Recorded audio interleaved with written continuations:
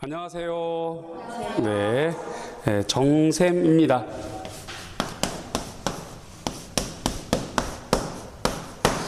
성이 정씨예요. 그리고 샘은 수업을 하면서 바꾼 이름이에요.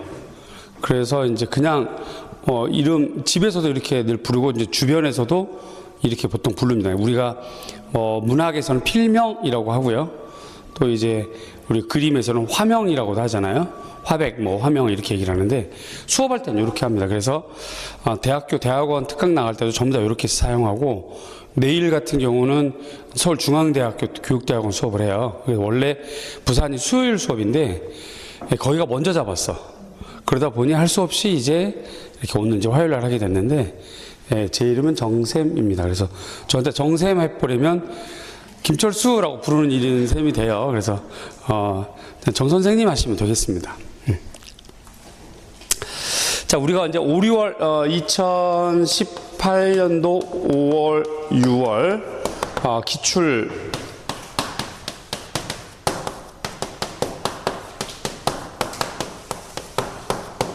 요렇게 여러분들을 제목으로 만나고 있습니다. 요게 이제 보통 1월, 2월, 그 다음에 이제 3월, 4월, 그 다음에 5월, 6월, 그 다음에 이제 7월, 8월, 그 다음에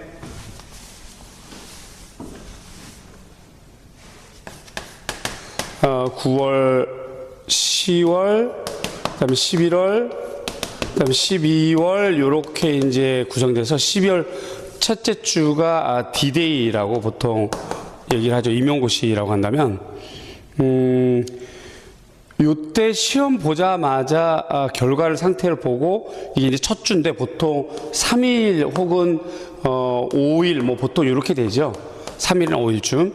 그럼 나머지 25일 가까이를 공부하느냐, 공부하지 않죠.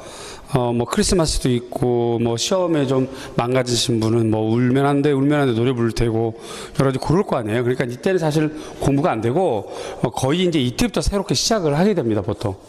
그러면 이제 초수이건 재수이건 간에, 이때부터 시작을 하는데, 임용시험이라고 하는 거는 기존에 만들어졌던 문제를 이렇게 문제은행에서 출제하는, 이렇게 우리가 이제 왜 공에다가 번호 넣고 넣어서 이렇게 막 돌려서 똑 떨어지면 그 번호로 문제를 내는 게 그 출제 은행이라고 하거든요. 그렇게 내는 게 아니고 임용시험은 매년 새롭게 출제를 해요. 그런데 전년도에 냈던 걸 기준해서 출제를 합니다. 그 체질을 잘 하셔야 돼요. 그런 측면에서 전년도에 시험 문제를 본 걸 가지고 1, 2월 달에 보통 기본 이론이라는 걸 하고요. 기본 이론이라는 걸 하고, 요거는, 처음에 출발한 사람이든 재수이든 간에 이론이 기초가 안 돼 있으니까 12월 달에 이제 좀 결과 안 좋다는 얘기겠죠. 따라서 이제 요걸 좀 개선하려면 기본 이론을 잘 해야 되고, 그 다음에 이제 보통 3, 4월 달에 심화라고 하는 부분인데, 기본 이론에다가 이제 영역별로, 그러니까 이제 수평적으로, 수직적으로, 그러니까 영역별로 혹은 주제별로 요렇게 더 깊게 공부를 하게 됩니다. 영역이라고 하는 것은 임용시험에서 평가원에서 이미 제시했던 16개 과목이 있어요. 미술 과목 안에 16개 과목이 있어요. 그 과목 안에 또 이렇게 구분되죠. 그걸 영역이라고 하는데 그게 22개나 됩니다. 22개. 디자인 같은 경우는 예를 들어서 디자인 과목 안에 디자인 역사, 디자인 일반, 시각 디자인, 제품 디자인 이렇게 나눠지는 것처럼 또 항공미술사 역시 마찬가지죠. 또 이제 중국미술사, 동양미술사도 마찬가지고 또 조형론이라고 하지만 사실은 조형론 안에는 드로잉도 포함되고 그야말로 조형요소 원리가 포함되고 이렇게 됩니다. 그렇게 이제 영역을 나누고 미술과 교육과정이라고 하는 과목 안에 교육과정, 교사학습 방법론, 미술과 교육평가론 이렇게 들어가 있거든요. 그렇게 영역이 나눠져요. 그러한 것들을 좀 더 심도 있게 하게 됩니다. 그런데 이제 요것만 해서는 응용과 적용이 안 되니까 이때부터 더 추가로 이제 공부하는 것들이 보통 이제 뭐 교과서를 보거나 학생용 교과서 혹은 심화서를 보거나 혹은 강론서를 보거나 이렇게 하죠. 보통 이렇게 해서 옵니다. 자, 그렇게 되면 이제 여기까지는 이제 이론이라고 보시면 돼요. 여기까지 정말 닦아야 될 기본적인 이론이라고 보시면 되겠고, 이 이론을 기준으로 5, 6월 달에 보통 뭐 하냐면 기출을 합니다. 기출. 그러니까 이제 영역별로 어떻게 출제가 되는지를 파악을 하고 이걸 대비를 해야 되겠죠. 자, 이 기출이라고 하는 것은 1월 달에 봐도 상관없고 3월 달에 봐도 상관없습니다. 그런데 단위 문제에 1번 문제를 통해서 얻을 수 있는 공부의 양을 놓고 봤을 때 여러분들이 너무나 잘 아는 가성비라고 하잖아요. 경제성. 자, 그런 걸 봤을 때 우리가 여행하고 똑같은 것이 기출이거든요. 아는 만큼 보여요. 그러면 1월 달에 기초가 안 돼 있는 상태에서 기출 문제를 본들 알 수 있는 것이 뭐냐면 그냥 정답 아는 정도. 또 선생님이 얘기해줘도 저 뭔 말이야 라고 하고 듣고 넘어가는 정도. 그 정도죠. 더 이상 어떻게 얻을 수가 없어요. 그런데 똑같은 문제일지라도 1월 달에 공부가 쌓이고 3, 4월 달에 공부가 쌓여서 해당하는 문제를 보면 달리 들리고 빨리 이해가 돼요.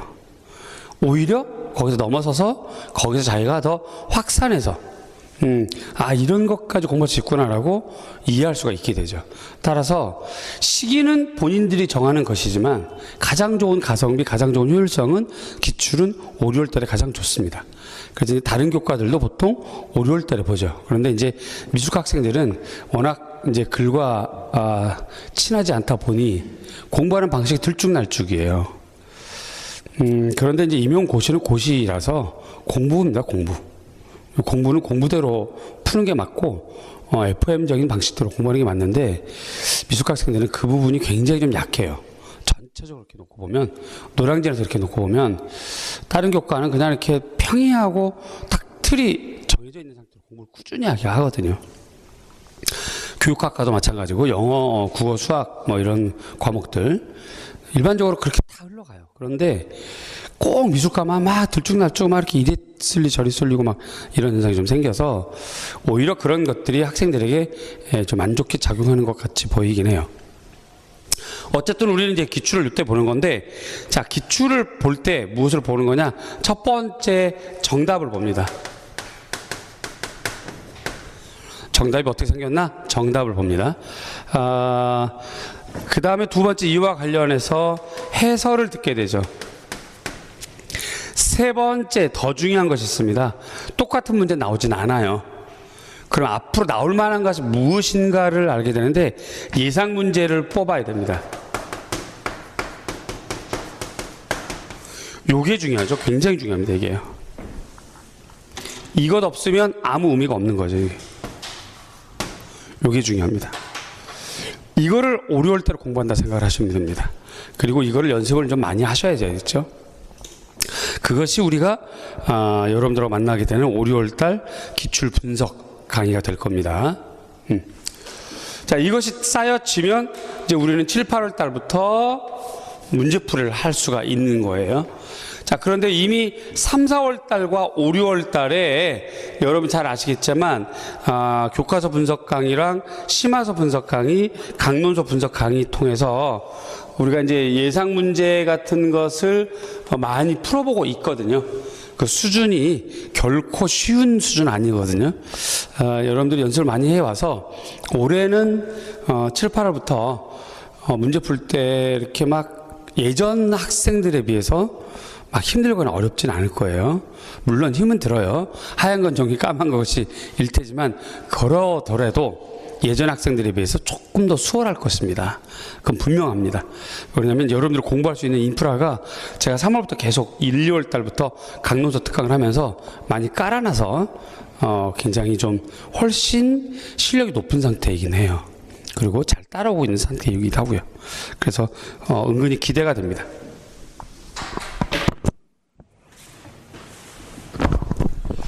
자, 이제 5, 6월 달에 대한 내용은 전반적으로 말씀 좀 드렸고요. 그럼 이제 이 기출 분석 강의를 어떻게 진행할 거냐? 프린트문에 나와 있는 것처럼 일단 문제를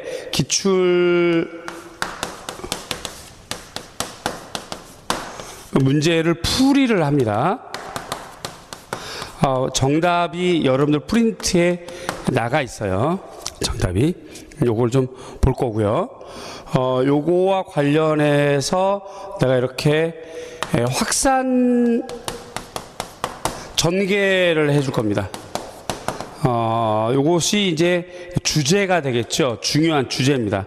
그래서 이런 것들이 이렇게 쌓여지면, 몇 가지 이렇게 쌓여지면, 이러한 주제들을 여러분들이 각자 공부를 해 오셔야 돼요. 자, 그리고 이 주제들에 대해서,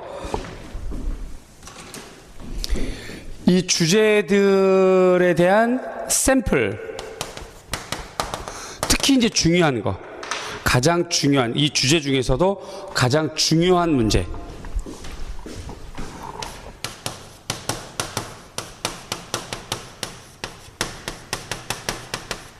이 중요한 문제를 수업 시간에 풀어볼 겁니다. 오늘 그래서 한 5문제 정도 들어가 있습니다.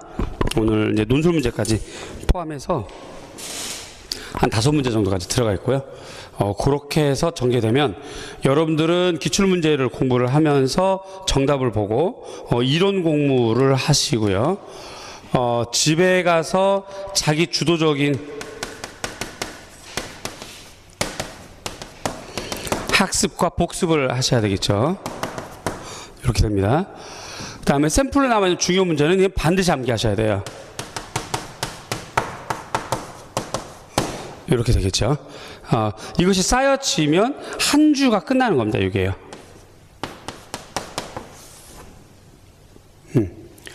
그래서 5월달, 6월달 기출문제 분석 강의는 나만 해서는 안 되고 여러분들이 자기 주도적 학습을 꼭 반드시 하고 오시는 게 중요합니다.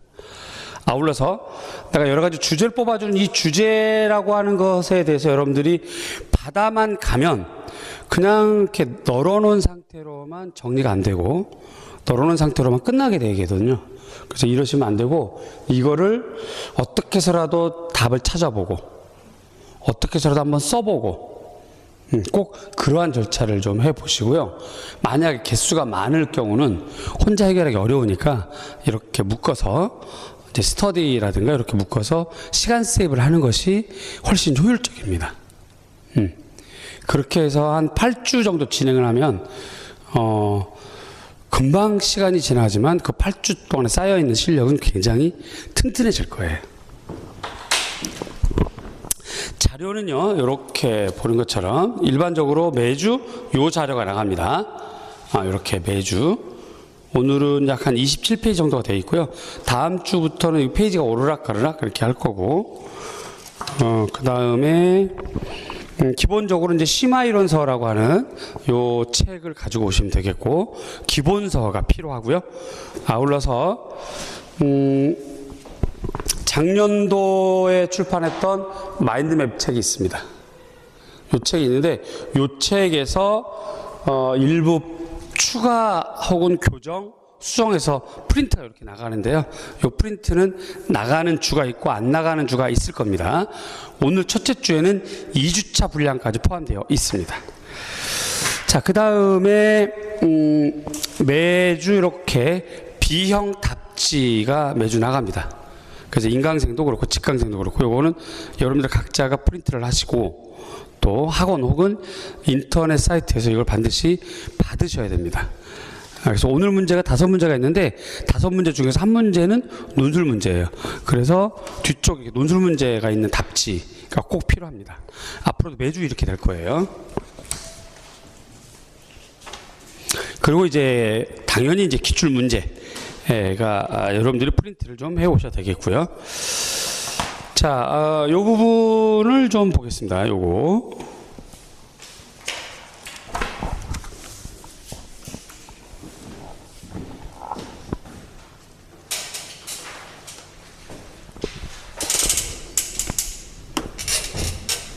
자, 이렇게 되어 있는데 별이 6개는 전년도부터 6년 내내 제 나름대로는 내가 만들었던 문제, 내가 수업했던 다뤘던 문제가 출제됐었다. 그런데 이제 총 임용고시가 22개 문제인데 22개 중에서 18개 이상 됐었던 해에만 뽑았더니 한 6년도가 돼요. 그래서 이렇게 별 6개 다른 겁니다. 뭐 알고는 가야지. 자, 그래서 기출 분석 강좌 이렇게 되어 있고요. 그 뒷페이지 넘기면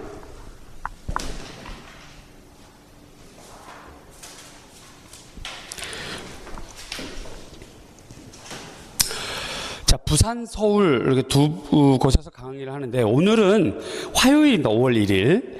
그런데 이제 5월달 강의가 생긴 것은 얘기를 조금 길게 하자면 제가 좀 몸이 이렇게 아프고 눈이 좀 부어 있고 그랬어요. 이제 원래 쌍꺼풀이 아주 얇게 한국 사람 쌍꺼풀이 있었는데 눈이 이렇게 부어가지고 그리고 이제 안에 막 알맹이도 잡히고 그래서 병원에 갔더니 이게 좀 아주 위험한 눌러도 안 아프니까 알맹이가 있는데 눌러도 안 아프니까 암인 것 같다고 조직 검사를 해보자고 해서 조직 검사를 이제 이쪽에 이렇게 덩어리가 잡히니까 이걸 이렇게 째야 된다는데요. 여길 째면 제가 졸제 조폭이 되잖아요. 그래서 그냥 있는 쌍꺼풀 따서 열고 조직 검사하자라고 하는데 그 과정에서 이제 이렇게 좀 다시 진하게 열었다 뜯었다 하니까 진하게 된 거고 미용 때문에 성형한 건 아니고 원래 쌍꺼풀이 좀 있었어요. 그런데 이제 조직 검사인데 다행히 암은 아닌데 희귀병이라고 하더라고요. 그러니까 면역성에 관련된 문제. 그것이 이제 좀 피로가 겹치거나 뭐 이러면 좀 문제가 생겨서 1월부터 부산 강의를 안 하겠다라고 했는데 그래도 부산에 이제 뿌리 씨가 좀 있잖아요. 한 2년 강의를 했고 공부 열심히 했던 학생들도 있고 실력 있는 분들도 있는데 아직 안 된 분들도 있고 그래서 좀 그게 너무 아까워서 그 부분만큼은 좀 이렇게 합격을 좀 시켜야 되겠다는 생각에 그럼 이제 문제풀이를 좀 하자. 그래서 7월달 문제풀이를 하려고 시작하려다가 그러면 이제 5월달부터 이렇게 전개가 된 겁니다. 그래서 이제 부산은 5월달부터 하게 됐는데 그러다 보니 이제 날짜가 좀 오르락가락 하게 됐어요. 그래서 원래는 이제 5월, 6월은 수요일날 매주 수요일날 부산에서 하는 걸로 하고요. 오늘은 화요일인데 사전에 이제 중앙대학교 교육대학원에서 저 이제 특강을 좀 요청을 해서 거기 미리 잡혀 있기 때문에 어쩔 수 없이 이렇게 됐고 다음 주는 우리가 수요일입니다. 그리고 이제 쭉 이렇게 수요일날 전개가 되고요. 6월 달만 한 주 건너서 왜 그러냐면 우리가 총 8번 하면 되거든요. 8번. 그런데 이제 그때쯤에 아마 발표가 나지 않을까 싶기도 하고요. 모집 공고가. 그래서 이제 그때 한번 쉬고 총 8번은 채우는 걸로 그렇게 진행을 하고 서울은 아마 마지막 주쯤에 모의고사가 있을 것 같아요. 그러다 보니까 서울은 안 쉬고 그냥 쭉 토요일 날 진행을 하는 걸로 하고 그 다음에 첫 번째 주에 오늘 미술교과론 그 다음에 다음 주 미술교과론이랑 교육과정을 진행을 할 건데 그 계획대로 진행이 되면 좋겠지만 잘 안 될 수도 있습니다. 그건 사전에 미리 양해를 구할 거예요. 그렇게 해서 이제 내용 요소들은 임용고시 시험 내용 요소라고 보시면 되겠습니다. 출제위원들이 그 기준으로 시험을 내요. 그래서 요걸 참고해서 여러분들이 공부를 좀 하시면 좋겠고요. 자, 고드로 넘기면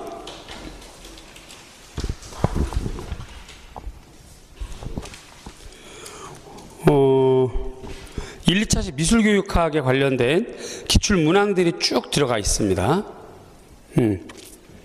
그래서 기입형 서술형 논술형, 옛날에 선택형 구서술형 이렇게 되어 있어요. 이 부분들을 여러분들이 미리 좀 다 쭉 풀어보거나 열어보면 공부 따라오는데 어려움 없이 참고가 되지 않을까 싶고요. 써 있는 것은 순서가 최근 순서대로 2018학년도부터 최근 순서대로 이렇게 작성을 좀 했습니다. 그래야 이제 뒤로 훑어 내려갈수록 좀 이렇게 낮은 수준의 문제들이 나오고요. 최근의 문제들이 굉장히 좀 수준 있는 문제들이 나오기 때문에 최근 걸로 공부를 하는 것이 좋겠고, 자, 오늘 문제는 요 정도를 풀어볼 생각인데 가능할지 모르겠어요. 일단 중요한 것은 이제 서술형 위에 있는 네 문제들이기 때문에 요걸 이제 최대한 풀고 나머지는 선택형이라서 만약에 못 풀어도 정답은 알려드릴 거고 그다지 어렵진 않습니다.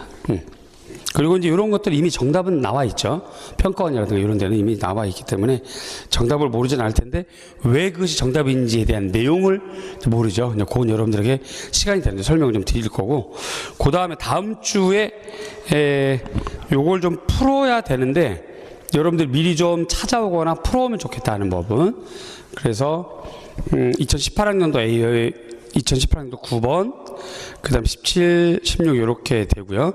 대체로 요번 주가 DBA까지라고 본다면 다음 주가 시각문화 쪽, 다문화 쪽 이렇게 전개가 되고, 가능하면 3주 교육과정, 교수법, 평가도 좀 당겨서 할 수 있으면 할 테니까 3주 교수 방법, 평가도 좀 미리 이렇게 하시고, 그 다음에 여기에는 없지만 3주에 원래 하기로 했던 표현 영역에 대한 내용도 일부 추가할 생각이긴 합니다. 그래서 할 내용들이 굉장히 많아서 우리가 선별적으로 중요한 것만 먼저 해야 되겠고, 그 다음에 이 부분은 이제 논술 문제입니다. 우리가 1, 2월 달에 기본이라고 하는 것을 통해서 뭘 했냐면 그 기입형 정리를 했고요. 그렇죠? 그래서 여기가 우리가 이제 기입형이라고 한다면 요게 이제 서술형. 그러면 요때는 우리가 논술형 정리하는 것이 필요하겠다 싶어서 5, 6월 때는 논술 공부를 좀 꾸준하게 할 겁니다. 그래서 2009학년도부터 밑에까지 쭉 이렇게 내려서 보면 2018학년도까지 작년도 문제까지 논술 이렇게 달아놨어요. 자, 여기까지가 이제 오리엔테이션과 관련된 것이고요. 그 뒤에는 이제 구체적인 수업과 관련된 건데, 수업 들어가기 전에 요즘 한참 막 시끄럽게 말이 많죠. 그 교사 모집 정원 줄인다고 2030년까지. 그 얘기는 최대한 빨리 합격하라는 얘기죠, 그죠? 있을 때 빨리 합격해야 되는 거지. 그래서 올해 아마도 더 가장 좀 튀기는 경쟁이 되지 않을까 싶어요. 마침 여러분들은 이제 그 사이에 또 이제 올해는 제가 강론수라든가 저런 걸 많이 했으니까 여러분들도 이제 충분히 실력도 많이 쌓이고 있고 하니까 해볼 만할 것 같아요. 그러니까 힘내시고 열심히 하면 좋겠고요. 자, 여기까지 진행하는 것에 대한 안내를 드렸습니다. 혹시 궁금한 점 없나요? 네. 자, 그러면 7페이지 보겠습니다. 미술 선논술문 작성론이라고 되어 있습니다. 논술에도 기술이 있다. 서론과 결론 쓰기의 유의사항이라고 되어 있습니다. 글의 설계가 끝난 후에 써야 된다. 여기서 말한 글의 설계는 작성 방법을 말합니다. 작성 방법.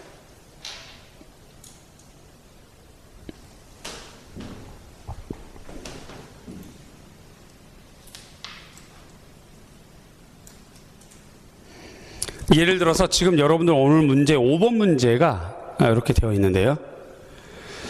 문제가 이렇게 쭉 뭐라 나가고 작성 방법 나오죠. 그러면 동그라미 순서대로 이렇게 되어 있어요. 그럼 이 순서대로 써나가는 것이 가장 좋습니다. 그 얘기예요, 지금. 글의 설계란 작성 방법을 말합니다. 그 다음에 이 작성 방법 안에 동그라미 하나씩 해당하는 내용들이 있잖아요. 이거는 그다지 큰 순서가 있는 것은 아니에요. 예를 들어서 로엔펠트가 주장한 창의성 발현을 위한 방법 3가지, 뭐 2가지, 여기 무슨 순서가 있는 건 아니잖아요. 그러니까 그냥 일반적인 문법으로 써나가면 되는데,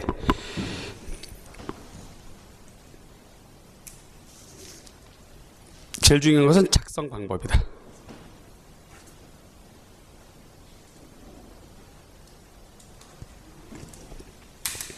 새로 바뀐 서답형 시험 유형 중 논술형 문제에서는 불량 관계상 서론과 결론이 필요 없을 수도 있습니다. 그런데 보통 만약 작성 방법의 답지 내용을 짜임새끼 구상 논술할 것 나오면 서론을 전체 문장의 약 10%에서 15%, 20줄의 경우 두세 줄 정도면 된다는 뜻이죠.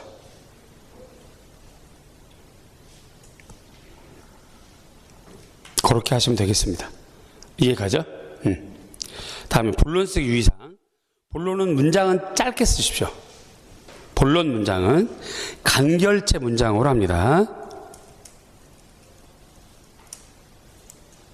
주어진 분량의 글을 쓰는 연습만이 자신의 문장력 기초를 단단하게 다지는 척도이 됩니다. 그래서 문장은 가급적 짧게, 길게 쓸수록 실수를 하게 된다고 생각하시면 돼요. 간결체와 함께 두 가지 문제, 두 가지라고 하는 건 주어가 앞에 떨어지는 거. 무엇은 무엇이다 이런 식으로 해가면서 중요한 핵심 용어가 앞에 있는 걸로. 가능한 한 접속부사는 사용하지 마십시오. 접속부사 쓴다는 것은 자연히 그 문장이 길어지고 있다는 뜻이거든요. 이런 접속부사의 남용은 좋은 문장을 쓰려는 사람들의 가장 큰 병이 됩니다. 접속부사 그리고 그러나 그러므로 그러게 이런 거 가급적이면 안 쓰는 것이 좋아요. 동일어 반복은 피합니다. 동일어 반복을 하면 단조롭고 지루한 느낌을 주게 됩니다. 중요한 것은 동일어를 사용할 경우 최초 동일어 외에 다른 동일어는 점수받지 못합니다. 그러니까 동일어는 사용하지 마시고 주어와 수어는 반드시 일치시켜야 되겠고요. 미사여구를 사용하는 순간 주술관계가 모호하게 되죠. 그래서 이게 깨지니까 일치시키고요. 그 다음 문제의 관점과 범위에 맞도록 써야 됩니다. 본론 문장 작성 시 유의점. 주어진 문제 조건을 정확하게 파악하고 서술해야 할 요소를 빠짐없이 작성할 것. 그래서 이럴 경우는 어떻게 해요? 끊어 읽어야 됩니다. 여기 끊어 읽어야 되겠죠. 여기 이렇게. 결정기, 시각형과 촉각형 학생의 작품에서 할 수 있는 두 유형의 표현 대상이 문제 길어지잖아. 그럼 이제 혼란해져. 머리가 혼미 상태가 오면서 유체 이탈이 되면서 몽롱해지지. 이럴 때는 어떻게 해야 돼? 끊어. 시각형 끊고, 촉각형 끊고, 그렇죠. 두 유형의 표현 대상에 대한 접근 방법 끊고, 형태 끊고, 색채 끊고, 공간 표현 끊는 거지. 이렇게 자꾸 끊는 거야. 이렇게 끊어 연습해야 됩니다.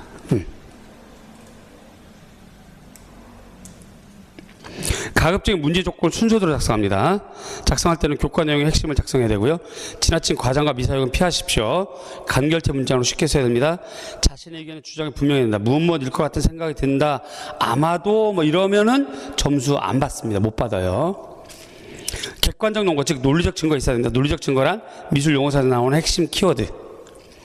논술자의 배경지식이 드러나야 됩니다. 배경지식이란 개인적인 생각을 말하는 것이 아니라 미술교육의 시대적 배경, 미술사의 맥락과 영향관계를 말하는 겁니다.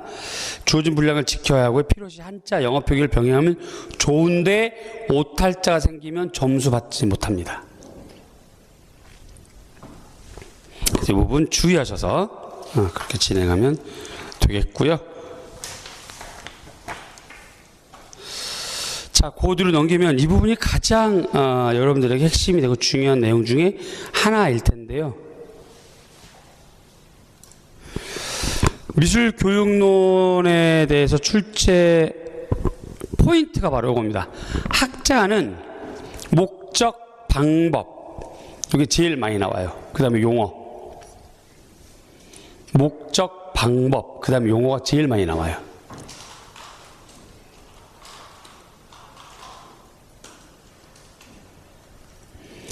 그 다음에 교육론의 특징인 건데 일종의 교수법 같은 거.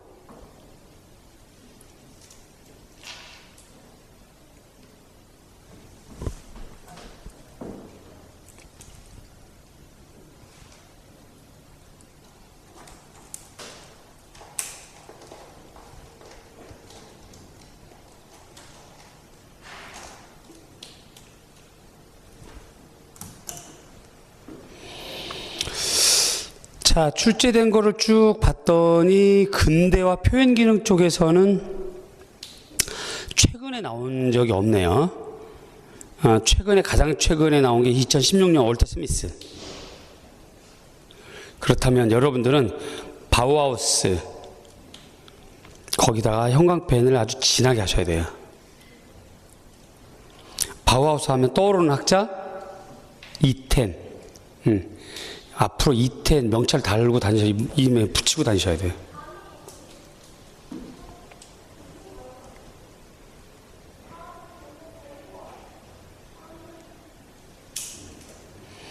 그 다음에 이제 표현 기능 쪽에서 중요한 사람이 러스킨 페스탈로치.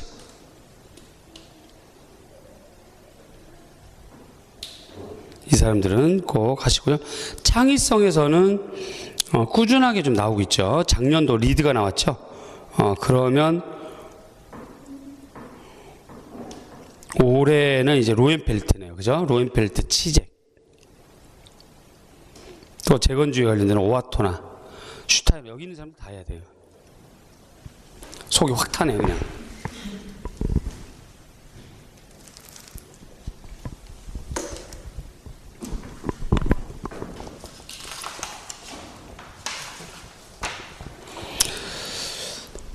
다음 주에 해당하는 것까지 같이 보시면 아이 이해중심 쪽 넘기면 9페이지가 되겠죠. 이해중심 쪽에서는 아이스너가 2017년에 나왔고, 그러면은 역시 계속 아이스너의 남은 거, 교육평가가 남았거든요. 교육평가. 아이스너의 교육평가.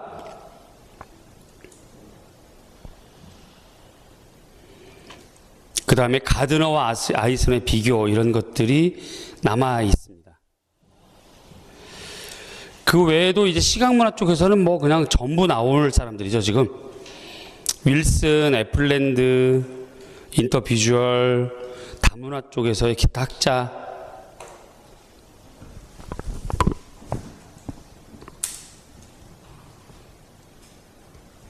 이런 사람들이 올해와 내년에 나올 수 있는 사람들이 되겠습니다. 이 도표를 참고로 해서 여러분들이 공부를 확산해 나가면 좋지 않겠나 하는 생각이 들어요. 자, 여기까지가 오리엔테이션이 되겠습니다. 이 도표는 뭐 눈으로 보면 별거 아닌 것 같은데 이거 만들고 하나씩 따져보느라고 머리 쥐나는 줄 알았어요. 그래서 지금 칼라로 보면 이렇게 지금 허버트 리드가 작년에 출제가 됐고, 그럼 나머지 파란색들은 굉장히 중요하고 위험하다는 뜻이거든요. 그래서 이 부분들은 여러분들이 꼭 정리를 하셔야 되겠습니다. 꼭. 윌슨이 작년에 나왔고, 그러면 나머지 굵은 글씨들 꼭 정리를 하시길 바래요. 네. 자, 여기까지 오리엔테이션 맞춰 드리고요. 이제 우리는 구체적으로 문제를 풀어날 건데, 요거는 시간이 얼마 안 됐지만 잠깐 쉬었다가 그 10페이지에 있는 것이 작년도 문제이거든요. 허버트 리드 관련된 거. 이 문제 관련해서 확산적인 내용이랑 정답도 보면서 그렇게 풀어나가겠습니다. 잠깐 쉬었다 갈게요.